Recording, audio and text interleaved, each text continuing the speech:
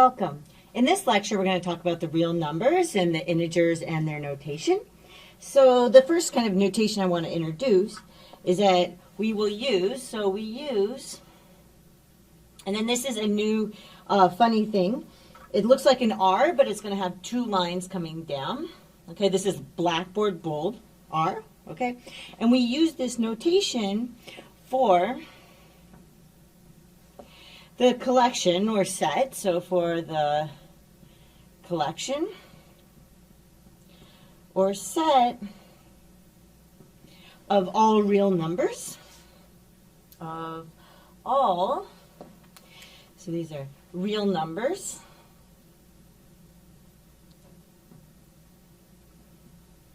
right? i.e., so this is everything on the number line, i.e., everything on the number line. So and then we'll go ahead and draw that. So let's look at what we mean.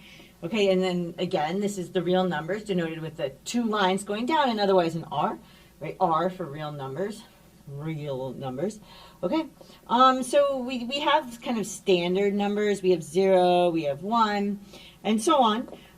We can also have decimals, like 1.25 is allowed. The other thing, so, decimals are allowed. And so are actually what I would call like funny numbers, like pi. It's an important number, though. It just can't be written as a finite, with finite decimal expansion. Okay? We also can have negative, like we can have negative fractions. So I could do negative 7/6. Totally okay. I could also do e or minus e, right? This is this really funny number which actually shows up a lot because of exponential growth. But it is a number. It goes on the number line. It's a real number. Okay? And then, so something that we say or notation. So this is notation. I know that notation can sometimes in the beginning feel a little overwhelming, but it's really helpful in shortening things and often also for clarity because sometimes words have more than one meaning.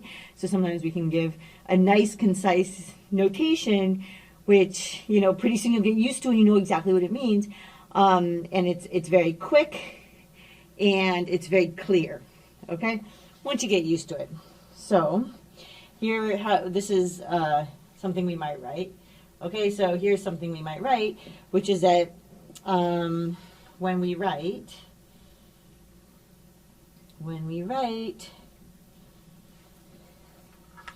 x and then this funny e thing and then our set of all real numbers, what we mean is, so what this notation means for us is x is some real number, okay? So x is some real number. Okay? So that's what it means if I write x, funny little e thing, and then this Blackboard bold R, is that I'm talking about a real number. Okay? Don't know what it is yet, I just know it's a real number.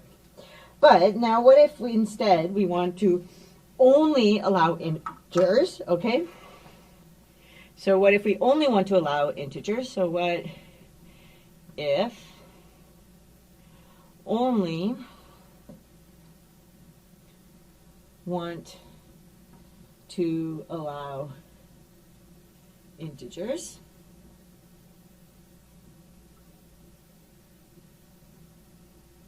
Okay, such as, right? Oh, and I wanted that to be green actually. Let's just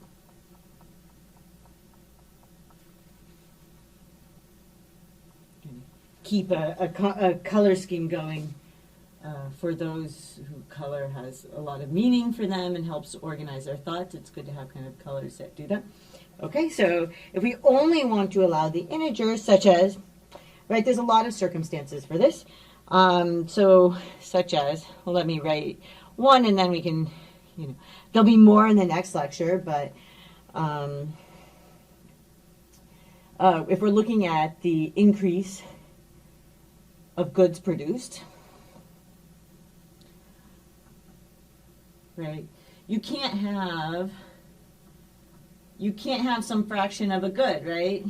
You either have one or you don't have one. You can't have a fraction of a case of a disease. You can't have a fraction of a person. Like, there's a lot of things you can't have a fraction of. And so you want to only be talking about integers. And there's more than one circumstances, like that we'll talk about in the next lecture, where you actually want them to be, where you, like, it's not just that you want them to be whole, but you can actually allow negative. One of the particular examples of this is when you're talking about an increase, then a decrease can give you a negative number. So if you want to allow both an increase or a decrease, you actually need to talk about the integers. Okay? So the answer is, so how do we do that? So here's our notation is we require that, you know, just like this was that x is a real number, we have this notation x is in, okay, and you're ready, this one's going to be a little bit different. I'm not just taking the first letter of the word because they're doing that in German. That's where that comes from. But this does mean x is an integer. Okay, so this is x is an integer, or in the set of all integers, but that's the same thing as saying that it's an integer. Is an integer, a single one. I was saying the set of all integers, so I wrote that. Okay, so how does that kind of work? So the integers sit inside the real numbers, right? Integers are real numbers. So we can start actually with the real numbers, but we're only going to select certain ones. So we only select the ones that are whole numbers, but they can be negative whole numbers. So 0, 1, 2, 3, 4, 5, 6, and so on. It would keep on going infinitely. -1, -2, -3, -4, and so on. So this is the integers. Okay? Z, I know it's a little funny for the integers, but sometimes you have to live with the fact that English isn't the only language, or only language that people have done mathematics in. And so sometimes things will have names that don't have a lot of meaning to us, but they do to somebody from another country. But this is what they are. They can be positive, they can be negative, but they have to be whole numbers. These are going to show up actually quite a bit as the only possibilities for an answer or an input or something like this, because you can only talk of about a whole person or a whole car or a whole case of a disease or something. Okay, so there's circumstances where we want this, and often, right, if we're talking about an increase, then the decrease would be negative or something like this. Okay, so I hope that made some sense and that you aren't too intimidated by the notation, because you will get used to it, and I will see you in the next lecture.